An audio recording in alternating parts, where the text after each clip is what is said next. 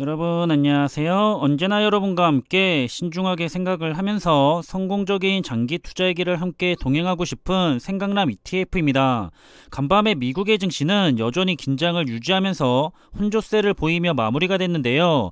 우리 투자자들도 긴장의 끈을 놓을 수가 없을 것 같은 분위기가 계속해서 이어지고 있습니다. 그런 간밤에 있었던 미국 시장의 내용을 정리해보면서 간단하게 시장의 주요 이슈들도 한번 살펴보겠습니다. 오늘 간밤에 미국 증시의 주요 지수는 처음부터 좋지 않은 흐름을 유지하면서 흘러갔지만 FOMC의 회의록이 발표가 되면서 불확실성의 해소로 인해 다시 반등으로 돌아섰고요. 결국 낙폭을 줄이면서 마무리가 됐는데요. 현지 시간으로 16일 다우지수는 0.16%가 상승을 했고요. S&P 500 지수도 0.09% 상승을 하며 마무리를 했고, 기술주 중심의 나스닥 지수는 혼자 0.11%가 하락을 하면서 이렇게 미국을 대표하는 3대 지수는 혼조세를 보이면서 마무리가 됐습니다.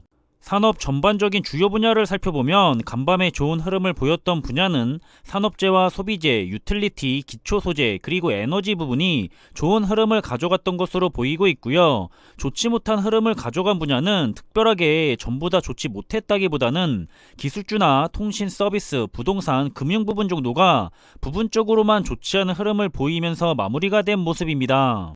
따라서 현재 시장의 공포지수로 불리는 변동성 지수 또한 장 초반에는 다시 올라가려는 듯한 모습을 보이다가 장 후반에는 다소 안정을 되찾아 내려가는 모습을 보였고요.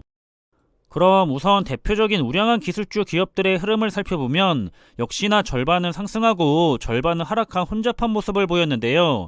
오늘 역시 좋지 못한 실적을 보였던 기업들인 메타 플랫폼스나 넷플릭스, 그리고 페이팔이 상대적으로 크게 주가가 더 하락한 모습을 보였고, 의외로 좋은 실적을 발표했던 엔비디아가 시간의 장에서는 마이너스 2% 가까이 하락하는 모습을 보였습니다.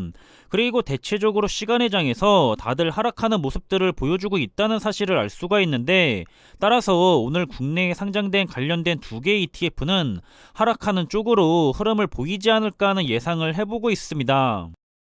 그리고 우리 투자자들이 역시나 많이 투자하고 있는 분야인 S&P 500과 나스닥 100, 반도체, 미래 자동차, 그리고 2차전지 분야까지 대표적인 투자 분야들은 그래도 대체적으로 상승을 하고 마무리가 됐습니다. 하지만 시간의 장에서는 자율주행 ETF 중에 하나인 IDRV ETF가 마이너스 3% 이상 크게 하락을 했고요.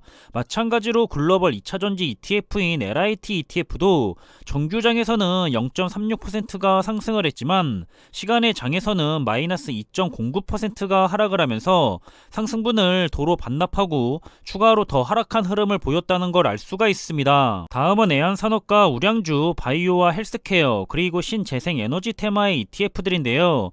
여기서는 그래도 소폭이기는 하지만 대표적인 신재생 에너지 테마의 ETF들이 빨간불이 들어와 있는 걸 볼 수가 있고요. 시간의 장에서도 대체적으로 큰 변동은 없었지만 그래도 상승의 흐름보다는 하락의 흐름이 더 강하지 않았나 생각이 됩니다.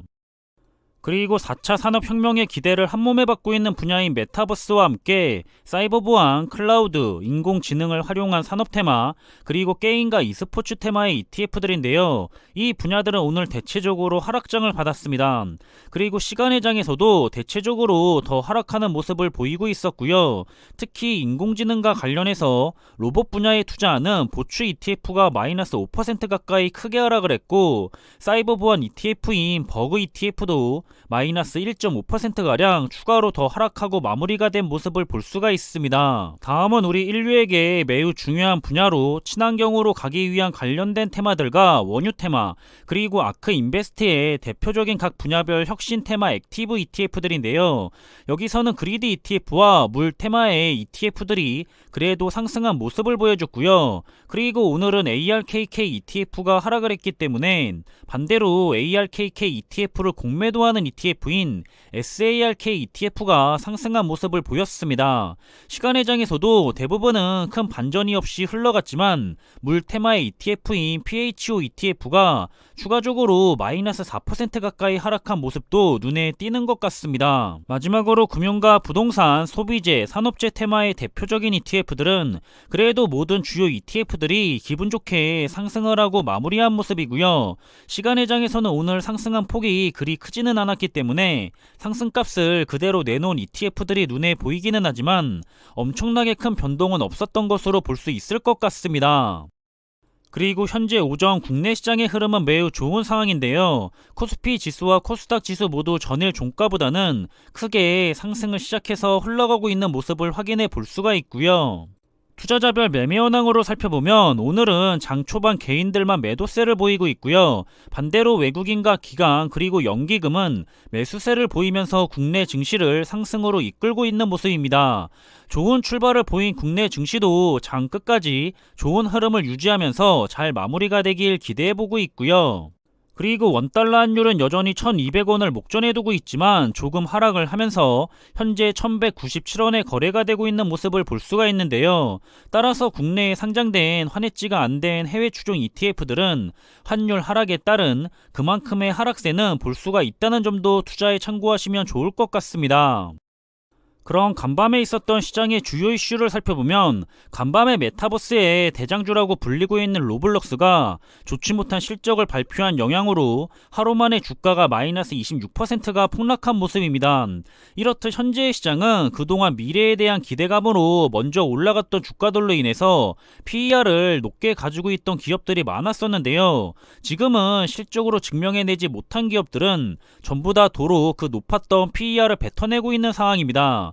철저하게 실적 장세인 시장의 모습을 볼 수가 있고요. 그리고 간밤에는 지난 FOMC의 회의록 내용이 공개가 됐는데요. 현재 패드는 예상보다 기준금리를 더 빨리 올리는 게 적절하다고 판단하고 있고요. 그리고 지난 2015년보다도 더 빨리 기준금리를 올리는 것을 제안하기도 했습니다. 그리고 대차 대조표 규모를 줄이면서 더 빠르게 축소하는 방안에 대해서도 논의를 했다고 하는데요. 시장에는 별로 좋은 내용이 아닌데도 오늘 FOMC 회의록이 공개된 후에 시장이 반등을 했는데 그 이유는 이미 예상한 수준의 위험이 아니라는 의미입니다. 오히려 그동안의 불확실성이 해소가 됐다고 받아들여지면서 시장은 상승을 하게 된 거죠.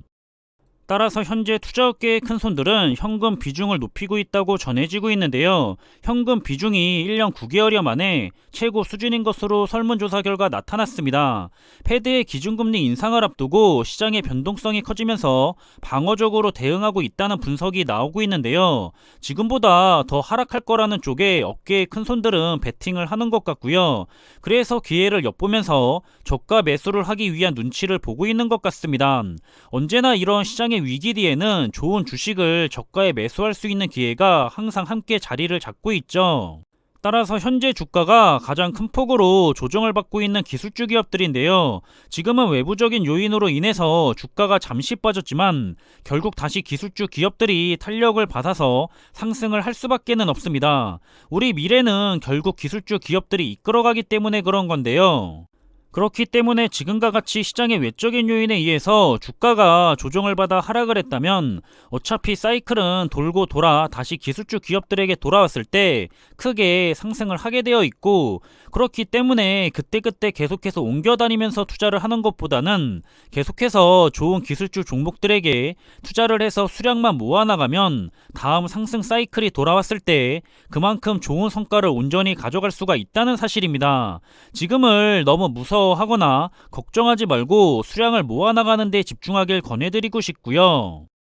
마지막으로 투자의 기재 워렌 버핏의 오른팔로 불리는 찰리 먼거죠. 이 찰리 먼거가 아직은 위기는 끝나지 않았고 현재 전쟁에 대한 위기가 마무리가 되더라도 미국이 돈을 너무 많이 뿌렸다면서 극한의 어려움이 다가오고 있다는 경고를 하고 있었습니다. 다만 그 시점이 멀기를 희망한다고 전했는데 저도 우리 투자자들에게 적당한 어려움은 좋지만 극한의 어려움은 웬만하면 주지 않았으면 좋겠다는 생각을 가지고 있는데요. 하지만 극한의 어려움이 오더라도 굴하지 않고 끝까지 좋은 투자를 이어나갈 마음가짐으로 항상 단단하게 해놓고 있습니다. 최근 시장이 금리 인상을 앞두고 계속해서 혼잡한 모습을 보이며 변동성이 크게 흘러가고 있는데요. 정말 올해는 쉽지 않은 투자의 한 해가 될 것 같습니다. 지난 2020년과 2021년이 얼마나 말도 안 되게 좋았던 흐름을 보였는지 알 수 있을 것 같고요. 앞으로도 그런 좋은 한 해들을 기약해보면서 그저 자신이 투자하는 좋은 투자 종목을 믿고 꾸준하고 엉덩이 무겁게 좋은 투자를 다들 이어나갔으면 하는 바람입니다. 시장의 걱정거리는 여전히 산재해 있기 때문에 너무 적극적인 매수는 하지 않고는 있지만 그저 제가 정해놓은 투자에 대한 기준과 가치관대로 기회가 왔을 때 놓치지 않고 좋은 선택을 하면서 계속 좋은 투자를 할 수 있기를 바라고 있는데요. 여러분들도 항상 여러분들만의 확고한 기준과 가치관대로 좋은 투자를 이어 나가셨으면 좋겠습니다. 그럼 이번에 준비한 내용은 여기서 마무리하겠습니다. 남은 오후의 시간도 힘내시길 바라겠고요. 저는 저녁에 올라갈 국내 시장에 마무리된 정보들과 함께 다시 찾아뵙겠습니다. 항상 준비한 내용들이 여러분들과 함께 투자하는 데 있어서 많은 참고가 될 수 있는 그런 좋은 영상이 되기를 바라고 있고요. 심리적으로도 그리고 좋은 정보로도 도움이 되었으면 좋겠습니다.